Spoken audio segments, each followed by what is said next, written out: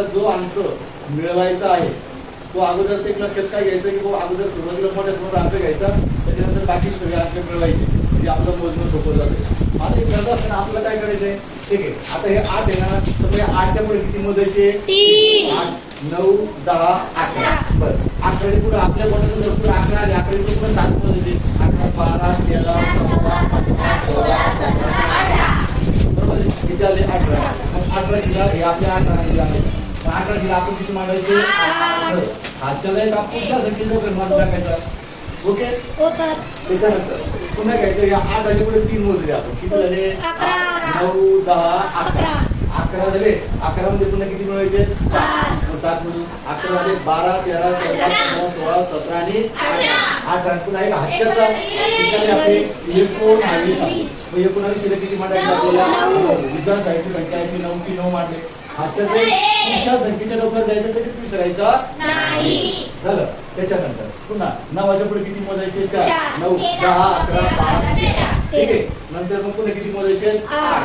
बघा 13 आहे ना, 14 15 16 17 18 19 20 21 आपले 22 किती घ्यायचे? आजच्या दोन पुढच्या संख्येच्या डोक्यावर ठेवून द्यायचे. ओके.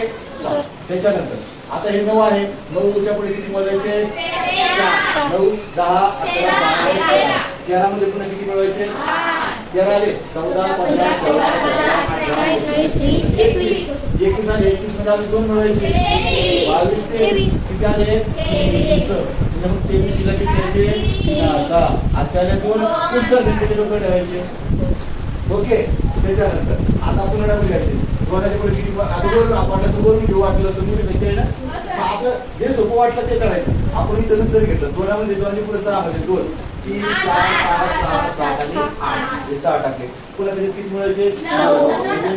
8 आले. 9 10 11 12 13 आणि 14 15 16 17. त्याच्यामध्ये 19 किती आले? 19 शिला पुन्हा बघायचे. दोनाच्या पुढे 6 मोजले, किती होती? 2 3 4 5 6 7 आणि 8 झाले. त्याच्यानंतर त्याच्या पुढे किती मिळायचे? 9. मग 8 आले. 9 10 11 12 13 14 15 16 17 किती आले? 17. 17 आहे. तर इथं 18 असे मांडायचे. वारंवार सांगितलं की एका संख्येच्या खाली फक्त एकच संख्या आली पाहिजे. ओके. मग या ठिकाणी 18 इथं 8 आणि इथं 1. कारण पुढे काही म्हणून 18 आपण लिहून टाकले. म्हणून आता आपली संख्या पण आपल्याला मोजता आली पाहिजे. तुम्हाला वारंवार सांगितलं की संख्या जर आपल्याला मोजायची असेल तर आपल्याला काय करायचं? सुरुवातीलाच काय करायचंय? 1 2 3 झालं का छोटंसं पामा देऊन टाकायचं. त्याच्यानंतर सुरुवातीला किती संख्या झाल्या पामा द्यायचं. त्याच्यानंतर पुढे किती संख्या आल्या? 1 2 झाला की पामा, त्याच्यानंतर 2 झाला का पामा, 2 संख्या झाल्या की पावणे द्यायचे. मग त्याच्यानंतर मग पामे घेतल्यानंतर त्या पामेच्या 2 संख्येला सेपरेट वाचायचं, या 2 संख्येला सेपरेट वाचायचं. आणि ही 3 संख्या आपण वाचतो देतो, कारण ते हजारामध्ये आहे. म्हणून मग किती झाले? 18,9,298. अशा स्वरूपामध्ये याचं असं उत्तर आलं तुमचं उत्तराला समजून आता टिक करावं, त्याच्यावरती छान टिक करावं असतं. चला त्याच्यानंतर आता आपण इथं पुढे जाऊ. दिसते की बेरीज? दिसते. ओके. चला पुन्हा 8च्या पुढे 6 मोजावर. 8 9 10 11 12 13 14. किती आले? 14 आले. 14 शिल्लक घेतले. आजच्याचा एक पुढच्या संख्येत होता. पुन्हा हे तुम्हाला माहिती 5 आणि 5 किती झाले? 10 आणि 6 किती होता? 16 आणि 1 किती झाला? 17. सर आपण 8 आणि 7 मोजले, 5 मोजलेच नाही का? तर 9 आणि 19 होते. बर काय झाले? 8 आणि 6 किती झाले? 14. 14 आणि 5 किती झाले? 19. 19 ला 9 झाले 1. पुन्हा 5 आणि 5 10 आणि 6 16 आणि 1 17. किती झाले? 17 शिल्लक म्हणजे आजच्याचं 1.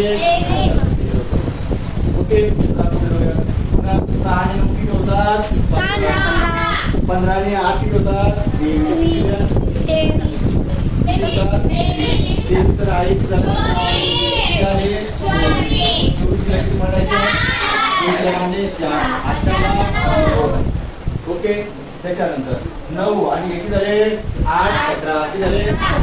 17 आणि 9 किती झाले? 26 झाले. 26 मध्ये 2 मिळवले वीस. झाले 28 ला 8 झाले ओके. त्याच्यानंतर पुन्हा 8 आणि 5 किती झाले 13 7 किती होतात 20 20 आणि 2 किती झाले मग मांडायचे 22 ओके. मग आता ही संख्या झाली 22 ला 84 द्या 28,479. ही अशी संख्या झाली. आणि काय तुमची बेरीज झाली असेल तर तुला राईट करा तिलाही राईट करा ओके. या झाल्या बेरीज अशा स्वरूपात आपल्याला बेरीज करायची असते. ठीक आहे बेरीज करायची म्हणते का